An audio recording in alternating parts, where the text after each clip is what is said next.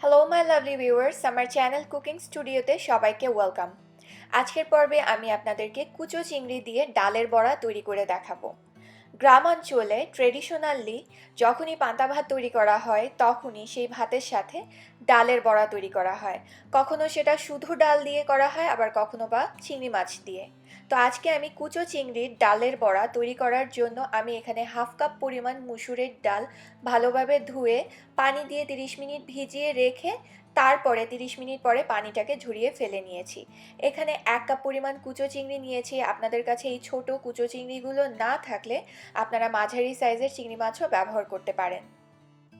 এবারে আমি ডালটাকে 1 টেবিল চামচ পানি দিয়ে ব্লেন্ড করে নিয়েছি।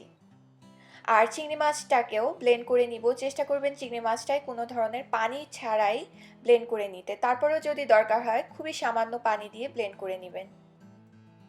আপনাদের কাছে ব্লেন্ডার না থাকলে আপনারা কিন্তু শিলপাটায় বেটেও নিতে পারেন।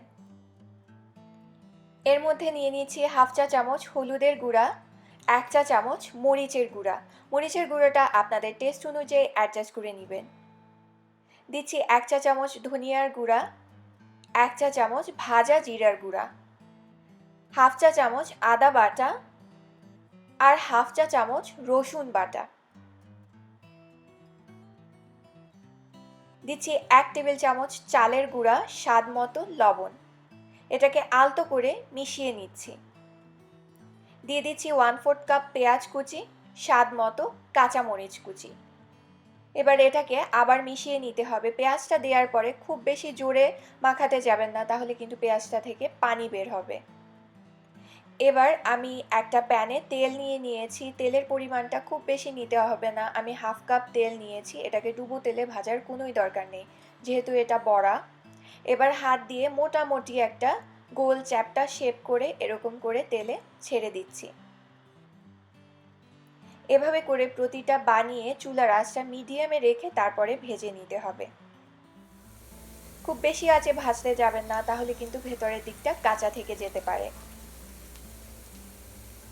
ভাজা হয়ে গেছে আমার কুচো চিংড়ি দিয়ে ডালের বড়া। এবার আমি এগুলোকে তুলে নিচ্ছি। আমি গরম ভাত আর একটা পোড়া শুকনা মরিচ দিয়ে এই ডালের বড়াটাকে সার্ভ করেছি। আপনারা চাইলে পান্তা ভাত দিয়েও খেতে পারেন, যেহেতু পয়লা বৈশাখ সামনে আসছে তাই বৈশাখে কিন্তু এটা মাস্ট। অবশ্যই এটা ট্রাই করবেন। সবাই ভালো থাকবেন। আজকের মতো বিদায় নিচ্ছি। আর হ্যাঁ, আমার চ্যানেল সাবস্ক্রাইব করতে কিন্তু ভুলবেন না। আল্লাহ হাফেজ।